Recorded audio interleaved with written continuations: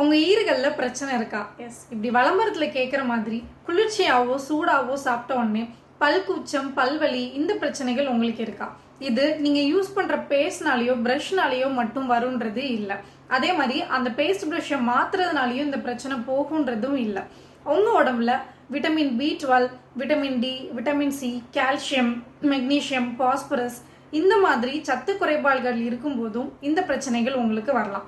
So உங்களுடைய தினசரி உணவு பழக்கங்கள்ல பாதாம், கேஷ்யூ, இந்த மாதிரி பருப்பு வகைகள், சிறுதானிய வகைகள், பால், முட்டை, கீரை வகைகள், பழங்கள் இதை சேர்த்துக்கொள்றது மூலமா இந்த டெஃபிஷியன்சிஸ் எல்லாமே உங்களுக்கு குணமாகும். அதே மாதிரி மென்மையான பிரஷ்களை யூஸ் பண்றது மூலமாகவும் பற்களை ரொம்ப அழுத்தி தேய்க்காதீங்க. அதன் மூலமாகவும் இந்த பிரச்சனையிலேருந்து நீங்க விடப்படலாம். ஸோ இந்த டிப்ஸை ஃபாலோ பண்ணுங்க. Feel the difference and comment below. இந்த மாதிரியான யூஸ்ஃபுல்லான டிப்ஸ்க்கு சேனலை ஃபாலோ பண்ணுங்க.